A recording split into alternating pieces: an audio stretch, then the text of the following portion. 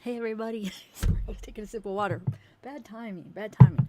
Anyway, I'm just hopping on real quick to give you the update. I just saw, I know it's been out for a few hours, but I was preoccupied for a minute, but I just saw Rob Wood did respond, so I want to just get on here and let you guys read you guys his responses, okay? So he not only responded, he has his affidavit, and then he also another prosecuting attorney basically responds for him about the media issues, like not, well, let me just read it for you here. I don't know. For those of you guys aren't aware, you guys were aware of Rob Wood, or about Lori and Mark, Lori Vallow, Mark Means, trying to disqualify Rob Wood, the prosecutor, because of a conversation he had with Summer, Lori's sister, and Zulema. They said, you guys are all aware, is everybody that's been here, maybe I should read that first to everybody and then read his response, because I bet you there's a lot of new people. Who, you guys are aware the first part, right? Because actually, maybe I shouldn't read the whole thing again, because my first live, I read the first part of it, the claims that Mark and Lori are making against Rob about disqualifying him, and then this one is just going to be his response. So, oh, you did, Jen? Which email? I just checked my Proton mail. I didn't see any, but maybe you just did it. So yeah, I was just planning on reading this one as far as his response. But basically, I could just kind of like sum up this other document here. He just said, basically they said in October when Rob interviewed the witness, which is Summer, Lori's sister, her biological sister, they said, they're claiming, Lori and Mark and Pryor, I'm sure is involved too because they joined the trials, but they're saying that the recording illustrates Mr. Wood's attempt to coerce, unduly influence, coach, and or intimidate said material witness to this case. In addition, not only Summers, they have a recording not only of Summer and Rob, but they're claiming have a recording of Rob and Zulema, which is another witness. And they're saying he did the same thing to Zulema, the prosecutor. He somehow coerced, can't say that very good, coerced. So why is that hard for me to say? But you know what I mean, coerced, unduly influenced, or coached or intimidated the witness. And they have an audio recording of both, supposedly. So they're trying to get him dismissed off the case, basically, okay? So I'm just going to read you his response. If you want to see the motion of Lori and Mark's, just watch my first live from earlier today. You'll see it. I read it and show it, the document. This one, I'm just going to read his response. Rob's response. Rob Wood. Looks like he wants to get this pretty fast moving and just get it behind him, you know. Hey, Jen, mama 4 kids, live, laugh, love. Yay, Harley for girl for life. Jen, Christina Baker. Yeah, you're right, no filter. And speaking of your name, that's funny. Because no, actually, that wouldn't be filtered. That'd be altered. Yeah, never mind. I was thinking something else. But yeah, you're right. It can be. But anything can be, I guess. I don't know. I mean, I couldn't find the recording. I don't think it's out there for the public. I don't know. Somehow maybe Mark and Lori got a hold of the recording, and Pryor, because I'm sure Pryor, his name was at the bottom of it too. They probably got a hold of recording. It probably started out with Summer saying something, or Zulema maybe saying something, and then them requesting the recording. I don't know how that all worked out, but let me read you his response real quick, and then we'll chat about it a little bit. But like I said, watch my first one. It's really quick because I read it at the beginning. So if, I say hi for a couple minutes on that first live I did earlier today, and then I show you the document. I read all through. It's only 2 pages, but if you want to check that out, and then I'm going to read you the response. Okay, first I'll read I'm trying to think of which one I could read first, because there's the response from Rob, and then there's the response about the whole media and not making stuff public, not sharing it on this. Because you know how Rob, he made the tweet, like, are you kidding me? Remember that tweet that he made like a couple months ago? That was freaking ridiculous. So obviously he's not playing fairly. He's not being professional. So I think they're a little bit worried about that. Okay, so let me share my screen though. And we will look through this here. Okay, so the first one, I'll just do whatever one comes up first because it doesn't matter which one I share first. Okay, so the first one is, actually, let me make sure this popped up good. I don't have my two screens. I took my other laptop down because I wasn't planning on doing another live, but I am going to do a live tomorrow, guys, about Alexis Sharkey. So those of you that weren't in my first live, hold on, just give me 1 minute. I just want to make sure everything's coming up on my page. Good. Yeah, okay. So, ooh, that's small. Hold on a second. That's the only thing of not having a double screen. I have to go back like this to actually change anything, but oh well. All right. Let me pull that back up. Okay. So I will make it bigger, though. It's still a little blurry when you make it bigger, so it's not as clear as the other one, but okay. All right, let me read this here. I'll just read it for you guys. So the state of Idaho plaintiff versus Chad, Guy Daybell, and Lori Noreen Daybell, because we know, they joined it. They're it's going to be a joint trial, but now I'm afraid all this is going to be it's going to be pushed back. I don't know. I guess we'll see. Okay. Motion for judicial protective order. So it says the state of Idaho, by and through the Madison County Prosecutor's Office, serving as a, oh wait, I did that too big. Okay. Serving as a special prosecutor in Fremont County in the above captioned case, hereby moves this court for a judicial protective order prohibiting the parties, witnesses, potential witnesses, victims, victim and witnesses coordinators, or victim witness coordinators, law enforcement officers, and court personnel from providing any exhibits referenced in the defendant's motion to disqualify the special prosecutor or any exhibits any party intends to admit in a hearing on that matter, to any reporters, the media, or from publishing said exhibits on social media. So yeah, there's no way we'll probably get the recordings. Well, this is just their request, so hopefully, because this is from, the prosecutor side. But anyway, making any comments regarding the above caption case on social media, including but not limited to Facebook, Instagram, Twitter, etc., providing any correspondence or communications between or among the parties to the media or publishing said correspondence or communications on social media. The motion is based on the following. This is a high-profile case that has received a large amount of media coverage. The defense has filed a motion to change venue, and any comments by any of the parties to this case only serve to heighten media attention and or participating in any of the acts listed above creates more media attention and will create difficulty in picking a jury on this matter. Yeah, because think about it. The whole point of prior and, means too, they both requested a change of venue because of, how are they going to pick a fair jury or whatever. But the fact that they're putting things on social media, like Mark Means is very unprofessional, then how can he make that argument? Because you're requesting a change of venue to get a fair jury, but yet you're publishing stuff and tweeting and stuff. So how are you even expecting that? I mean, do you see how the argument, it's not fair. You're expecting to get you're arguing, I don't get a fair jury or I can't get a fair trial in this venue, but yet let's just publish certain things all over to make it harder to get a fair trial anywhere. So yeah, I get that part. Okay. That's just kind of my, my take on it, or my opinion on that. Okay, so let me share the other one real quick. The other one is this one. Okay, so this is his response, actually. Rob's, basically. Okay, so affidavit of Rob Wood in support of objection to defendant's motion to disqualify prosecuting attorney and motion to extend time on motion to dismiss. Okay. Rob Wood, being first duly sworn, depose and say, I am over the age of 21 years. Let me put this bigger, a little bit bigger.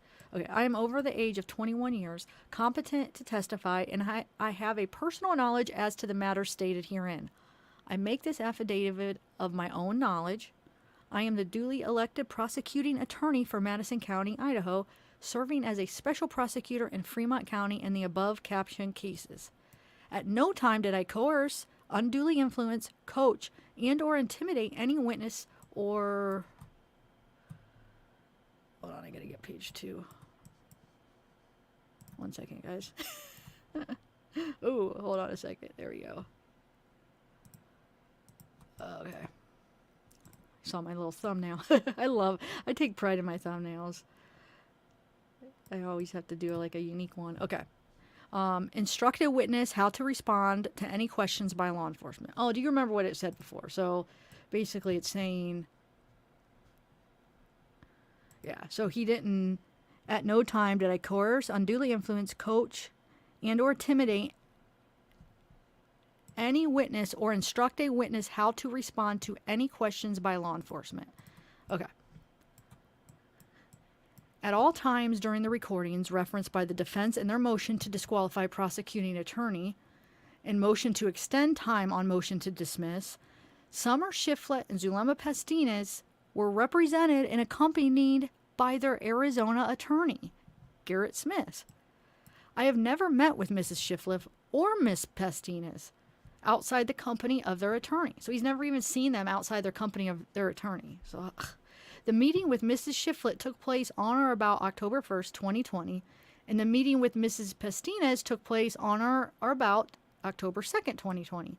Both meetings took place at the Chandler, Arizona Police Department. The meetings I attended with Mr. Smith, Mrs. Shiflett, and Miss Pestines came about as a result of Miss Pestines reaching out to my office in law enforcement through her attorney, Mr. Smith. The meetings I attended with Mr. Smith, Mrs. Shiflett, and Miss Pestines were introductory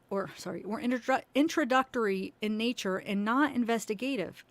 Said meetings took place before investigative meetings with law enforcement. I did not sit in on the meetings with law enforcement. At no time did Mr. Smith make any objection to statements made by me. And after the introductory meetings, Mr. Smith accompanied his clients to interviews with law enforcement in which they actively participated of their own free will. At no time during... Well, let me scroll down a little bit. There you go. At no time during or after our meeting did Mr. Smith raise an objection or concern that I had coerced, unduly influenced, coached, intimidated, or instructed a witness how to respond to any questions. Not only did Mr. Smith not object to anything said during the initial meetings with Mrs. Shiflett and Miss Pestines and Mr. Smith and, wow, that's a lot of names. And Miss Pestines, Mr. Smith, and Miss Pestines, am I saying that right? Pestines. Miss Pestines, because one time they spelled it with an A one time and an E the second time. Oh well, just typo. But anyway, it says, then met with law enforcement a second time a few weeks after the first meeting. I did not record the meeting with Mr. Smith, Miss Shiflett, and Miss Pestines. The recordings provided by the defense were recorded without my knowledge or consent and do not include the entirety of the conversations among me, Mr. Smith, Miss Shiflett, and Miss Pestines, and as such appear at some level to be incomplete and or possibly edited. There you go. No filter. That's what you were saying. Wow, so he's even claiming that they appear to be that way. Wow. Anyway, I believe that Mr. Smith recorded these conversations due to the fact that part of the recording with Miss Pestines appears to have taken place outside of Miss Pestines' presence. Wait, so... Oh, that's why he recorded it, so she could have the recording, he's saying, right? So, because she wasn't... Let me see. Yeah, because she wasn't in the conversation, so he recorded it because it was outside her presence, so then they had a record of it. Isn't that what he's saying? That's why he thought that they were recording it. Maybe, I don't know. But then didn't he say he didn't know they were recording it? So, were recorded without my knowledge? I don't know. I'll have to look into that. But it said, I do not know if Mrs. Shiflett and Miss Pestines consented to the recordings or to any disclosure to any third parties. Oh, I guess he's just saying that he believes now that they recorded it. It's because due to the fact that Miss Pestines appears to have taken the recording. Wait. Part of the recording with Miss Pestines appears to have taken place outside Miss... Oh, I don't understand. What? Can you guys help me out? Because at first I thought it was saying that she wasn't there, so they were recording some of it. But that's saying the recording with Miss Pestines appears to have taken place outside of Miss Pestines' presence. Then it wasn't a recording with her, right? Or are they saying without her knowledge? I'm confused what that's saying. Because how could it be a recording of her if she wasn't there? So is that supposed to be without her knowledge, or is that supposed to be Miss Pacina's appear. It's just a part of that whole recording. Some of the time she wasn't there. Is that what it's saying? I know you guys probably think I'm silly, but seriously, read what that's saying. It doesn't make sense. I believe that Mr. Smith recorded these conversations due to the fact that part of the recording with Miss Pastina's appears to have taken place outside of Miss Pastina's presence. So take that with however you want to take that. And that says, I do not know if Mrs. Shiflett and Miss Pastina's consented to the recordings or to any disclosure to any third parties. Okay. So that's basically that. Yeah, that's all of it. Okay, so I just wanted to read that to y'all. Let me stop this real quick. Okay. Alrighty, guys. So I don't know. You guys, am I still? Hello? Oh yeah, still going. What do you guys think? Let me see what you guys have responded. So Mr. Smith recorded it, not Zeus and Lemma. But wouldn't it have been like without the knowledge? Because the way that was written, she said without Miss Pastina's presence. I mean, what the heck? If he's saying that she wasn't aware of it, wouldn't it be without her knowledge? If it was without her presence, that means she wasn't even in a part of the recording. So that's what I'm a little confused if they're saying that it was outside her knowledge or outside her presence. 12-step woman, thank you. Okay. That's what I was thinking, but they didn't say knowledge. They said presence. Oh, you're saying recorded without his knowledge, though. You're talking about something else. Okay. Yeah, you're right. That's true, because when you're recorded, you have to be aware of it, so it shouldn't be even admissible in court, right? Because you can't record somebody without them being aware of it. At least it for sure shouldn't be admissible in any kind of a court setting. So let me see what you said. So the lawyer, Mr. Smith, recorded it, not any of the witnesses. Yeah, it means it's a cuckoo, yeah. I know. Oh, only one person has to know? But doesn't the person, like, on the opposite side, like, maybe, well, that wouldn't make sense, because how would you judge that, I guess? But that doesn't seem fair, because, you know, you could be on one side, like, one person on, like, one agenda is recording somebody else. No, I guess that's not true. Think about that, though, because think about how they have recordings of... Yeah, maybe you're right, because think about all the recordings that they use in trials when people don't even realize they're being recorded. But I just thought when it was in like a legal setting, like interrogation, interview type, I thought that you had to. At least maybe that was an old rule. Maybe it changed. But I always remember hearing that. Like, they have to tell you if they're recording you. Maybe that was just a myth. I don't know. But I guess we'll see how that plays out.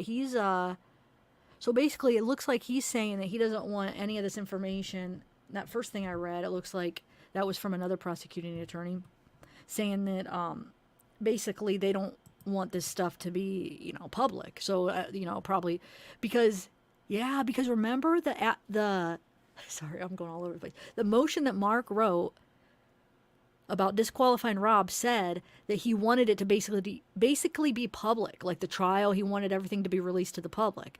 Remember? It was, let me see exactly how he worded it. I have it right here. But do you remember it saying that? Like, basically, the recordings that should be released to everybody afterwards. So I think that first thing I read was probably because Rob's like, bull crap, that's private matter. No, I don't think it should be released. Because then, if he does stay as the prosecutor, that could affect the trial, right?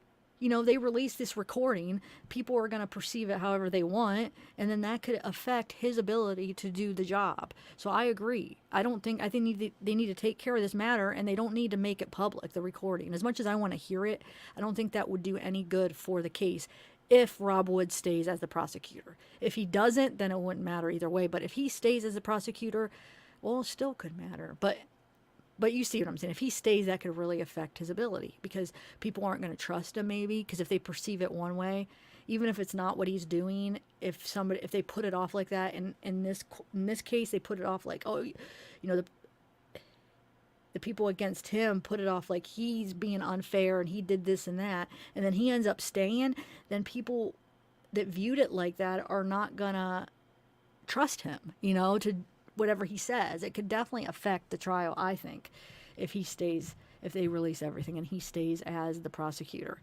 So I hope that first thing that I read that first request of keeping everything private, I hope the judge decides on that, because I don't think it'll help if they release the audio. Even though I don't think he probably did anything wrong, but they could twist it. Twist that around, and then people that are hearing it one way because they, I mean, look at Kim, look at all that. Look, people, she was able to change a lot of people's minds, so I don't know. I know that doesn't have anything to do with this, but I'm just saying it's possible that even if he wasn't meaning and he really wasn't doing that people might see it that way. So either they need to make that private or they just need to get another prosecutor for the trial. That's my opinion. What do you guys think? Thanks, Sweet Pilo. Oh, Sweetie Pilo, thanks. We have another person that has a similar name to you that's always in here, too. It's like Sweet. She might be in here again. That's who I thought you were at first. But thank you. How are you doing? How's your channel doing? What do you think of all this crap? It's messed up, huh?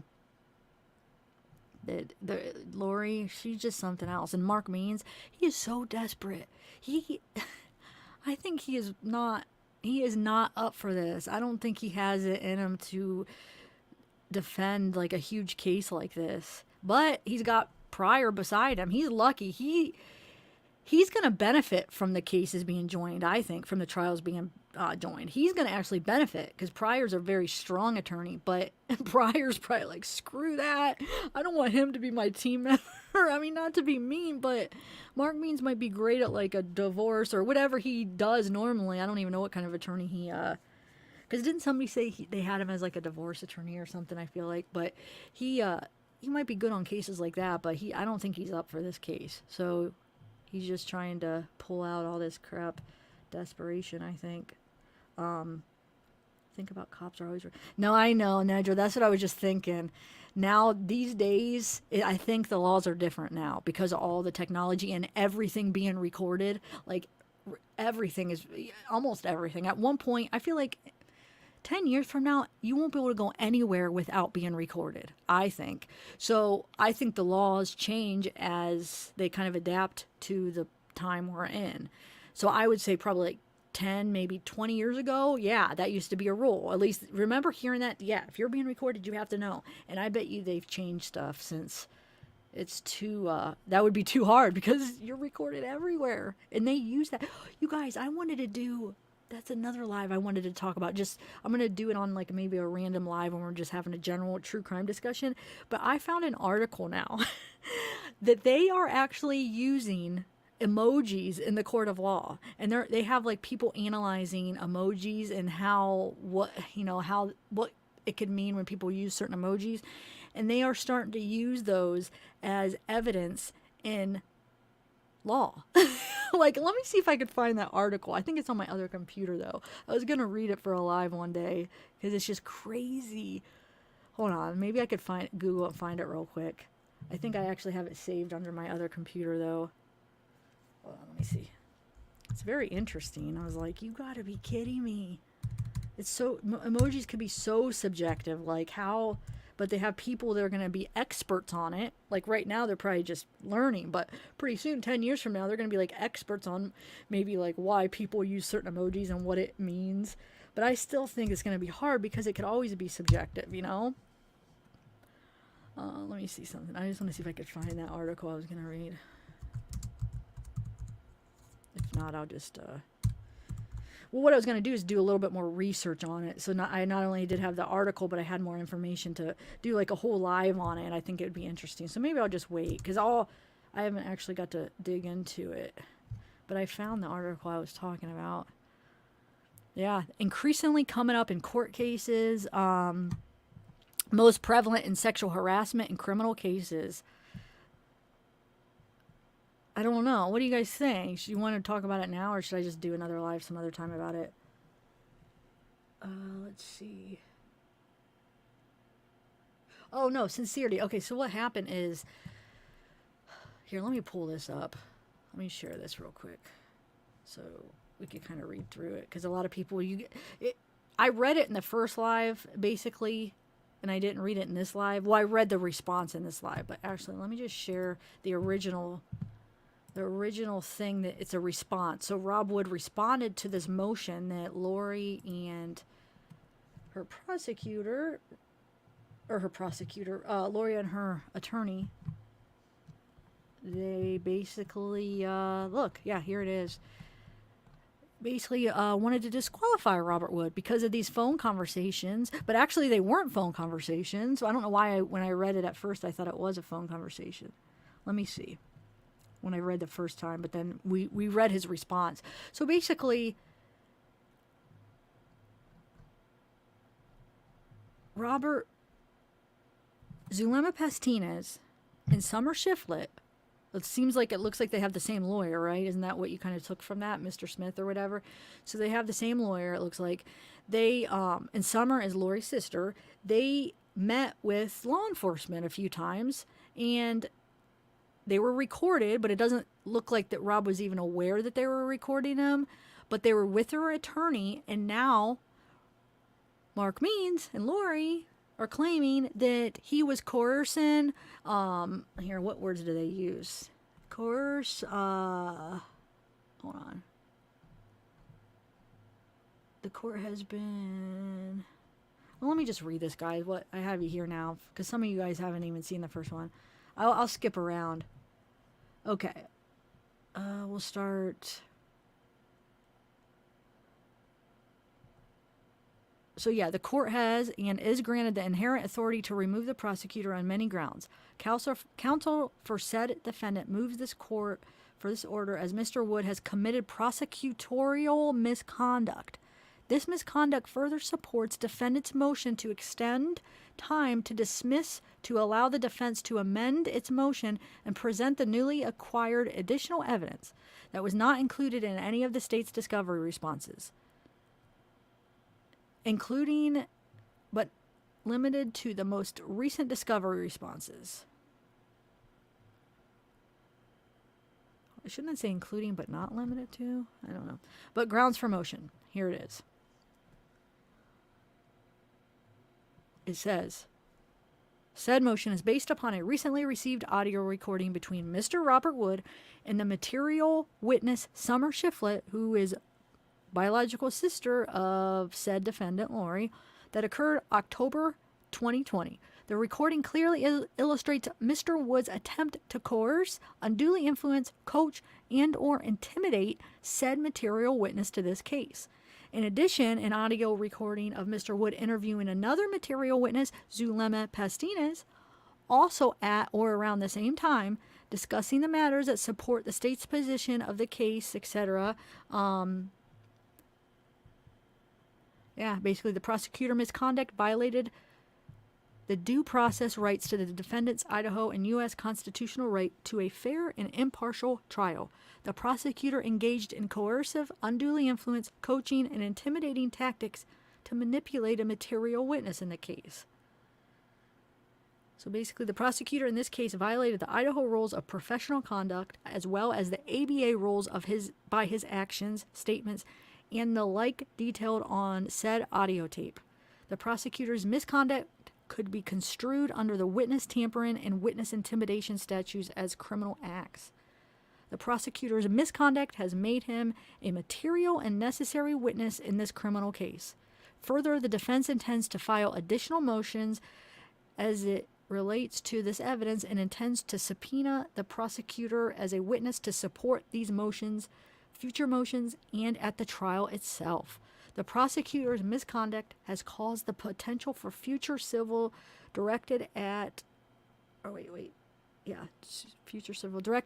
involving Fremont County, Madison County, as well as the prosecutor in any and other entities involved or associated with this misconduct. The prosecutor's misconduct has included concealing evidence in violation of Brady and the Rule 16 of the Idaho Rules of Criminal Procedure. Defendant, through her counsel, moves this court for an order disqualifying Robert Wood as prosecutor in this matter, and that he be directed that he is to take no further action in this case in any manner. That Mr. Wood be directed that he is to appear as a witness in the hearing set for this motion. The court... Oh, I forgot I can make this bigger. Sorry, guys. I'm like straining my eyes because I have my computer like a little bit sit back, and I forgot I can make it bigger. Anyway, where am I? This Mr. Would be directed. I don't even remember where I just left off. Anyway, that Mr. Would be directed that he is to appear as a witness in the hearing set for this motion. That this court allow grant for out-of-state subpoenas of the other parties to the audio recording. That the court grant as sanction all fees and costs in having to present this motion. The defense shall seek additional remedies which shall be detailed during the hearing on this motion, if appropriate. The defense be permitted to submit this audio recording as evidence in this hearing to support this motion. Defendant respectfully requests that this hearing be conducted in person and that the proceeding be recorded, unsealed, and in a transcript of such proceedings be ordered. So I think that's where I got the public, because it says unsealed. So that means that it would be available to the public, right? And then he responds with the, hold on a second. Actually, I have to stop that because I have it shared. Hold on a second. And then, like I said, for those of you just coming in, he actually responds. First of all, this one right here. No, wait a minute. No, that's the wrong one. Wait, that's the motion. Oh yeah, that's it. What am I? So yeah, he basically they respond. This is from Deputy Special Prosecuting Attorney. Oh shoot, it cut off. I swear it was just on here. Oh yeah, Troy Evans. Okay. So basically, yeah, he responds about having the motion for judicial protective order, basically, saying, let's see, providing any exhibits. Well, actually, let me read this. Yeah, so prohibiting the parties, witnesses, potential witnesses, victims, witnesses, coordinators, law enforcement officers, and court personnel from providing any exhibits referenced in the defendant's motion to disqualify the special prosecutor. Sorry, I was just thinking. Sometimes I think about what's being said. Or any exhibits any party intends to admit in a hearing on that matter to any reporters, the media, or from publishing said exhibits on social media. Making any comments regarding the above captioned case on social media, including but not limited to Facebook, Instagram, Twitter, etc. So they're basically trying to prohibit anybody from doing this. So providing any correspondence or communications between or among the parties to the media or publishing said correspondence or communications on social media. So they want it to be kept, basically sealed, private, so the public doesn't know. Because I think it could definitely hurt the case if they keep him, and then even if they don't keep him, it could hurt the case. Because then it could be looked at, oh, well, what do we trust the law enforcement? Do we trust the way they're doing the... I mean, most people will see past it, but I could see definitely if they would keep him and this was all public. I mean, do you guys agree that it could definitely hurt the case? The trial of Chad and Lori's trial. And then he basically responds, let me just look through these details again, guys. Oh, wait, I have it. Oh, my God. Where is it? Why am I having trouble? Here. Okay. Oh, Lordy. Okay, so basically, wait, why isn't that not going? You guys, hold on. All right, I don't know why that first one isn't. Wait a minute, I just had the first one because I did zoom in on the first one. Sometimes it doesn't work, and then sometimes it does, and I really don't understand that. Well, because it zoomed in earlier. Like this, right here. Huh. Hold on a second. Somebody sent me things about Cam. Sorry. They thought they found out who she was. I don't know. But I always save download when they send me emails. Okay. I don't know. It's not zooming in this time. But it says... Actually, that's not even... He's basically saying that he didn't coerce. He didn't do that. And then this is the important one anyway, this stuff. So yeah, I just want to read through this again. So basically saying at all times during the recordings referenced by the defense in their motion to disqualify prosecuting attorney and motion to extend time on motion to dismiss, Summer and Zulema were represented and accompanied by their Arizona attorney, Garrett Smith. So Rob is saying, I've never met with Mrs. Shiflett or Miss Pastinez outside the company of their attorney. The meeting with Mrs. Shiflett took place on or about October 1st, and the one with Zulema took place on October 2nd. Both meetings took place at the police department, the Chandler Police Department. So, it says, meetings I attended with Zulema and Summer came about as a result of them reaching out to Rob's office through her attorney. So their attorney reached out to Rob to talk to him, right? The meetings I attended with Mr. Smith, their lawyer, and Summer and Zulema were introductory in nature and not investigative. Said meetings took place before investigative meetings with law enforcement. So the ones they're talking about was even before the investigative type meetings. This was just introductory, he's saying. And he said he did not sit in on the meetings with the law enforcement. At no time did Mr. Smith make any objection. Oh, so he's saying he didn't sit in on the ones that were investigative, it looks like. That's what he means by that. So he said the introductory ones, but then when they did the investigative meetings with law enforcement, Rob wasn't even there, is what he's saying. So he's saying at no time did the lawyer make any objections to statements made by Rob, by himself. He didn't object to anything Rob was saying. And after the meetings, the introductory meetings, Mr. Smith accompanied his clients to interviews with law enforcement in which they actively participated of their own free will. At no time during or after our meeting did Mr. Smith raise any objection or concern that I had coerced, unduly influenced, coached, intimidated, or instructed a witness how to respond to any questions.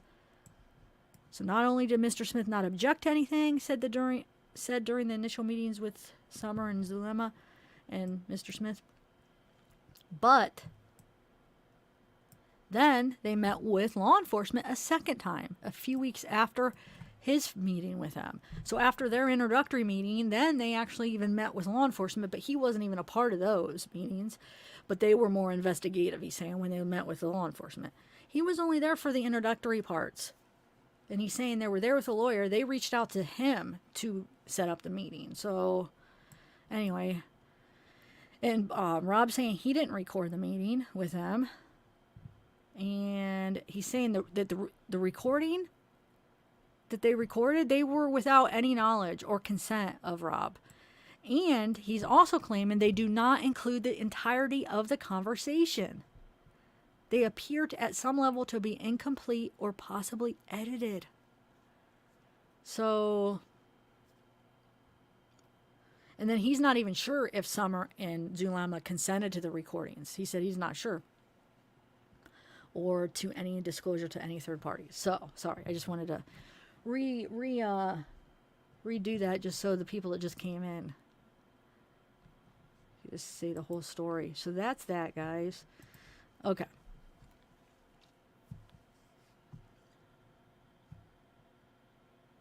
I like Bailey. So I think hey, human animal, how are you doing?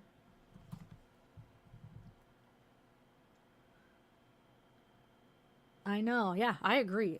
It's messed up, man. Because Means is, I feel like he's just so under qualified for this that he's just grasping at anything. I mean, anything. So I think it's going to be interesting. And I just wonder if it's going to end up pushing this trial back even further. Because right now it's set for what, July and August or June and July. It's either the end, I gotta look through my text again. It's either the end of July and August or the end of June and July. And then they have that in January where they have that hearing about dismissing. I don't even know if Pryor's still going through with dismissing the charges, trying to dismiss the charges. I think he's supposedly going to try that. And then the change of venue. So I guess we'll see what happens. And then now we have this. So this is ridiculous. Either way, Lori, you're screwed. I mean, either way, okay, try to get rid of Rob Wood. It's low. It's a low blow there. Just ruin his credibility or ruin his.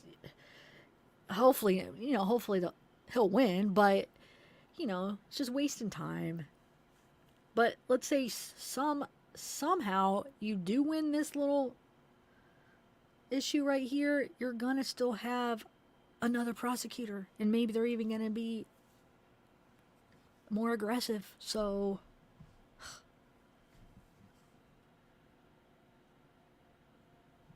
oh wow, I didn't even think about that, Jenny May. Yeah. Wow. I don't know, G Dubs. I think because I have a feeling that they're waiting to make those charges to see how this trial comes out. Because why rush that? I mean, because they're already not going to be able to get out, so they're already where we want them, and it gives whoever more time to build a case and investigate. So I think it'd be smarter for them just to wait till after this trial, or at least till when this trial is going to start. So basically, what they could do, listen to this. Let's say somehow they miraculously win this trial, then bam, they charge him with the murder charges, and then whoosh, the whole thing starts over where they're behind bars now waiting for everybody to prepare for the trial. So I think it's smarter to wait, because then they have that to kind of like at least keep them there a little bit longer. But let's pray that they don't lose this. But it's like, I feel like they have two shots, for some reason they probably would hurry up and charge him right after that with the murder charges, and then that would get him arrested again, right? They would get him behind bars again, I feel like, and then they would have to build a case. But that would suck, because if they do lose this one, then the chances of them losing for murder would be hard. But I guess, there's nothing to lose, right? They would have to try. But I think they're waiting for this to see how this plays out, in my opinion. But I'm not a lawyer. I'm not a expert on that. But that's what I would guess. Why even do it? Why wait? Why rush it when they're not going anywhere right now? They have all the time that they want until.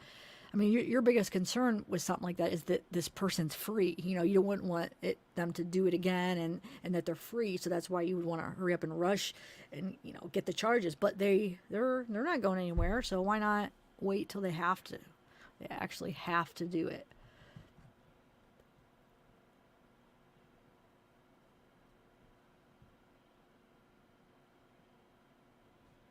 Anyway, wait, what are you guys talking about? Cement shoes. What did she say? Cement. You want me to dig into something? Oh, Jen. What theory, Jen? Is that what you're talking about, your email? I know. Did you send me an email through my Gmail or my Proton Mail? Because I just checked my Proton Mail probably. Oh, hey, guys, listen. Sherilyn wrote me back Tuesday. So it's Tuesday. I asked her if we could do it Tuesday instead. So it's going to be the 22nd is our interview with Cato. So please email me questions you have for her, okay? Is Barb in here? She has the email. Hold on a second. Let me share the email again. I forget what it is because she set up the email. I think it's just streaming. Let me get it real quick. And then, please email if you have questions for Cato. Because if I think Jill's going to be up on panel with me, but chances are I will not be able to get a lot of your questions if you ask actually on the live stream. So just do it before, because you see I miss so many if I'm not looking at that time. So if there's something you really want to ask her, oh, here it is. Please email this email, and I'll make sure we ask her. I'm just typing it out right now, the email.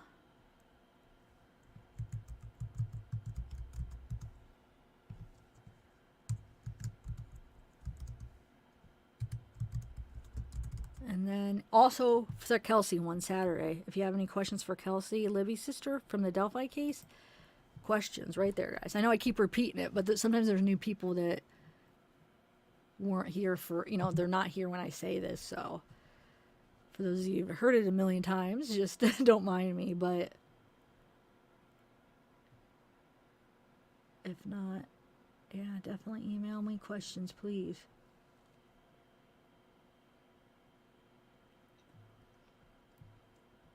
Yeah. Did you guys see? Okay, somebody. I don't know. I feel bad now talking about that case when it's not what this is about. But I just want to ask real quick. Somebody emailed me this video of basically finding out who this other creator is, and there was a video that somebody did exposing this. But now it says that basically it's been taken down because of privacy strike. They don't say strike, but they say a guideline, or I forget how they word it. So basically that means somebody would have felt like, oh shoot, that's my private information, and they would have had them take it down, which to me means, you would think that means that probably that what they had in there was probably true of her. Do you see what I'm saying? So did anybody get to see it? Because for her to go out and try to get that taken down because it was basically going against her privacy rights, then that means it was probably accurate information. Wouldn't that mean that? But I didn't get to see it. By the time I clicked on it, it was taken down. So, I don't know. I'd be interested to see what was in it, because to me, I think there might have been some accurate information for her to want it down so bad. Okay, so yeah, you guys, okay, I probably am going to end this here. I'm going to go start getting ready for my live tomorrow. I was just looking up stuff on Alexa Sharkey, and then I saw this affidavit. I'm like, oh shoot, let me hurry up and jump on here and read it. He responded. And so, but I'm going to get back to my my other case now. Yeah, Jen, I never got to see it either. Oh, Sincere. I love that name. Sincere, how you spelled it like that. Oh, thanks, Charlie. Yeah, tomorrow Zeke's going to make an appearance, so he's been really missing you guys. He wants to say hi. He's getting shaggedy. He hasn't had his hair cut in a while. I love him when he's all shaggedy. It's my favorite. Hey, Christina, what's up? So he's all shaggedy, but he's so adorable. He's so cute when he's all shaggedy. But like, other people here, they like him cut, so I'm always like, no, keep him shaggedy. I want to keep him shaggedy. They're like, no, we like him cut. So it's like, okay. So we compromised where we let him go an extra month. Oh.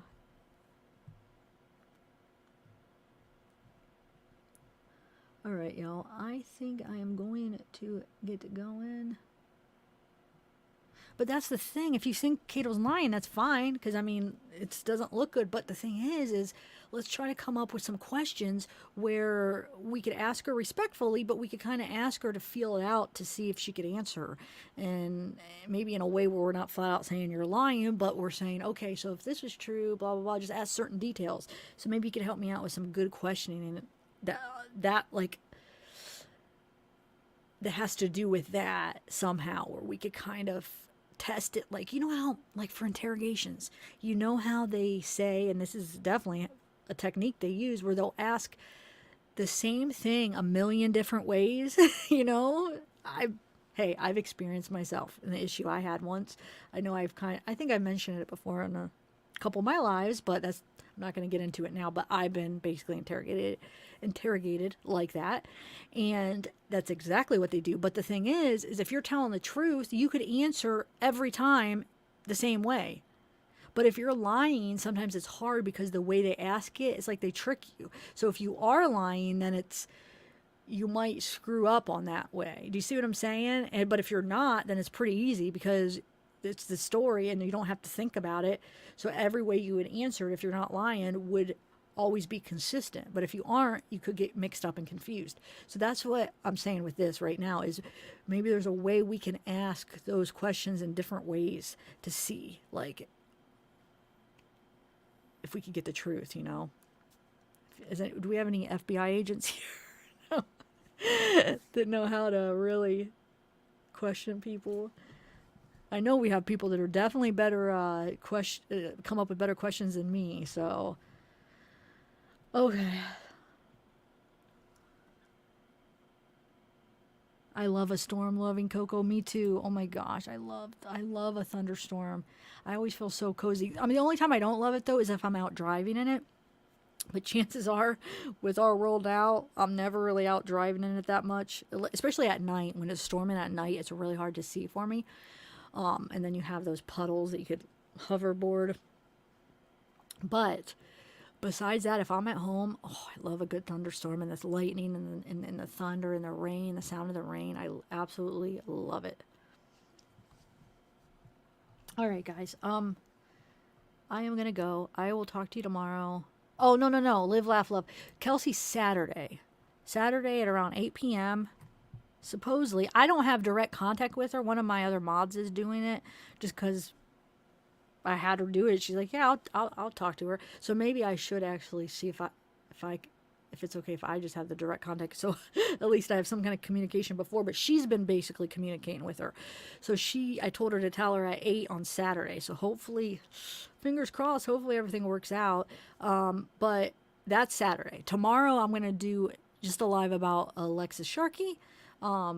Just to chat about that case, just any some new theories that are going around, some new rumors, possibly, gossip, whether it's true or not, just things that people are saying, that people are hearing, and then if anybody wants to come up on panel. So, and then Saturday will be Kelsey, and then Tuesday will be Cato. So that's the game plan. Man, I've done more lives. After this week, I would have done more lives than I have in like 2 months on some months. Those months where I would really, something would tie me up and I would be like alive every couple weeks. But I've been doing better, huh?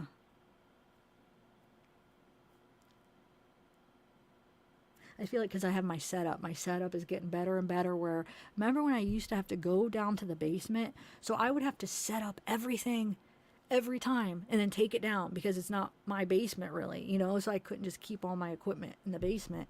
So that's when I sometimes wouldn't do it. Like sometimes I wouldn't do a live like once a month because I did more recorded videos because of that.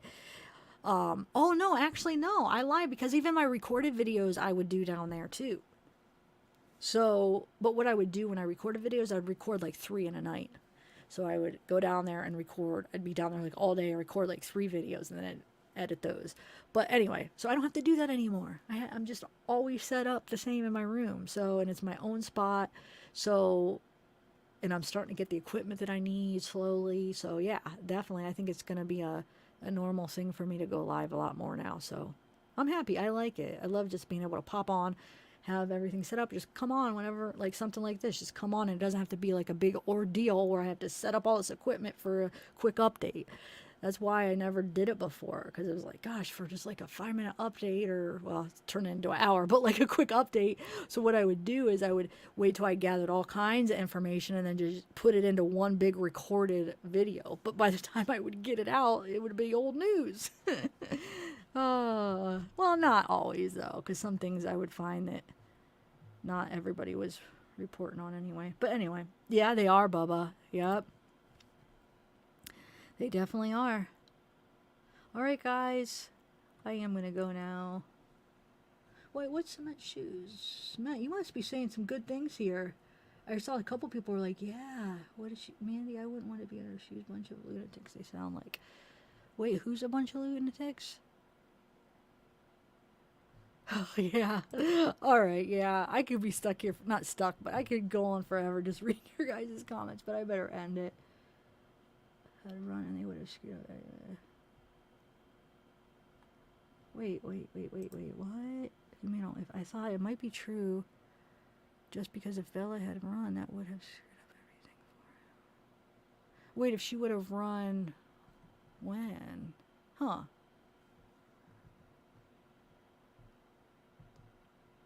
Wait, who went to the cops? Okay, wow, I'm so lost. I'll just have to wait. Wait, Chris says. See, I'm not sure which case we're talking about now sometimes.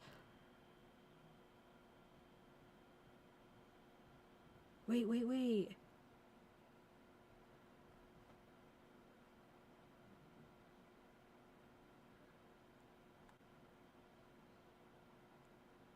Okay.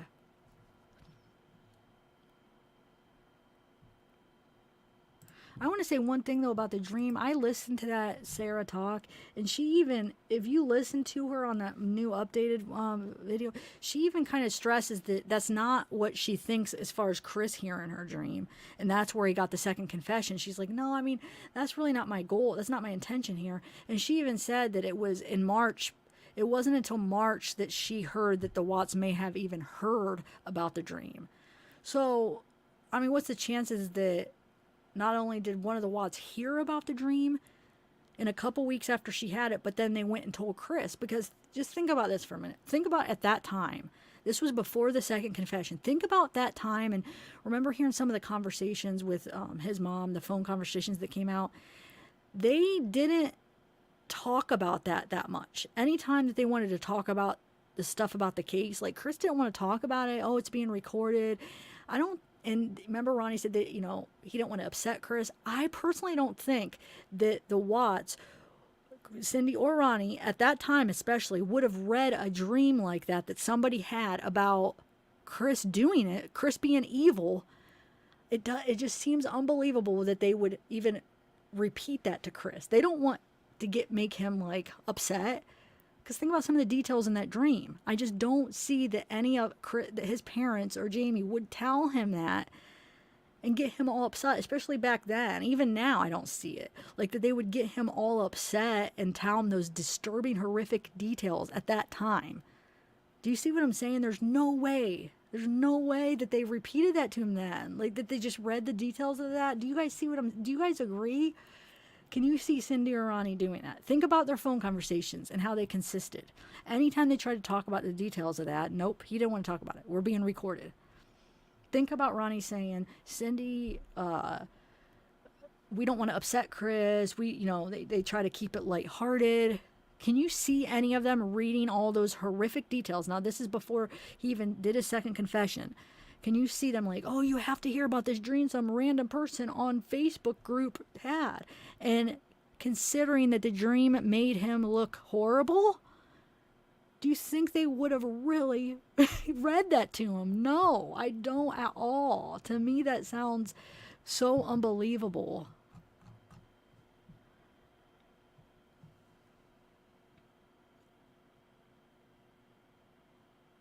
Aww, you're so sweet. I'm so excited to see pictures. Yay.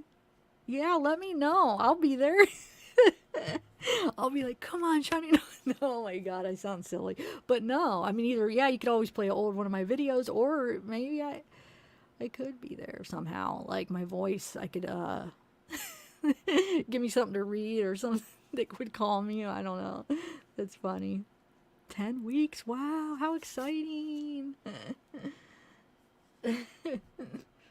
Oh, Ninja RG9, what's up? Yeah, exactly, G-Dubs. They wouldn't. Not only wouldn't anybody, I mean, it's hard to believe that any family would do that and tell their son, especially this is before they think he's innocent. This is before they even heard these other horrific details that he ended up saying. So you wouldn't think any family would sit there and say that to their son in that situation. But the Watts, especially because they were so private and they were in denial about everything, they wouldn't have repeated that with those horrific details. There's no way. That is just silly to think that they called him up and was like, let me read this dream. I could see if it was like a dream that made him look good, or that was like, oh, Chris is this hero. But to say, okay, and you know, like these horrific details, there's no way. And just think about how horrific those details were back then, because this was before he even said any of them. So that would have been because you know how you become a little desensitized, because after he says it, then anything on top of it would have to, you're a little desensitized. But this is before he even said anything. So that would have been whoa, shit, like no way would they have read that and upset him like that, and even felt comfortable repeating those details because it's showing a monster in Chris, you know? Like for him to, I know, like, and plus not all of it's even true. I mean, they said part of it said Shanann did it. You know, Shanann killed Cece and then Chris killed Bella. I mean, if you listen to that whole dream. So actually not all of it is even true anyway, but or what he said anyway. But yeah, there's no way I cannot see them reading that at all. It doesn't even make sense to me that they would ever even think about reading that dream. Even now, especially back then, but even now it doesn't make sense they'd think of it. And the fact that she said she's going to ask Chris about it. So now you're going to put it in his head, and we know big liar Chris is. So now she's going to ask Chris, and then he's going to go along with the lie, and now he's going to form it into his memories. They're going to have the Watts lie, like, because then you'd have to ask the Watts, did you tell Chris about that dream? You know, it depends on how she goes about asking, but I feel like definitely they might lie about it if they think it's going to get their son out and it's going to get people to say, oh my God, he totally got that confession from the dream. So, but no, there's no way that they told him. I'd be willing to bet Zeke on that, that they did not tell him. I know that sounds horrible, but I am so sure that there's no way that Ronnie, Jamie, or Cindy would have called him and told him that before he confessed. There's no freaking way they would have read him those details. I feel that strong that I would bet everything I have. But yeah, do I think Chris might lie about it and say that he did hear it? Yeah, I think he might. He's a freaking liar. And then she could say, oh, okay, well, let me record you. Hey, Chris, say that you heard that you read it and you took it. And then he'll say, yep, I heard it from my mom. I heard it from my dad. Of course they're going to go along with it. That doesn't mean it's true, though. We know he's a liar. Okay, I'm not going to go into this. Sorry, guys. I'm going to go. I am going to go now for sure. But I'll talk to you guys all tomorrow, okay? Thanks for coming. Stopping out. I sound silly. Thanks for coming. Thanks for chatting, and we will talk tomorrow. And yeah, email me if you guys want to come. If you guys have a theory on Alexis Sharkey, on what you think happened, if you have some theory you want to share or some information you want to share up on panel tomorrow, email me, and we will invite you up. Alrighty. Bye-bye.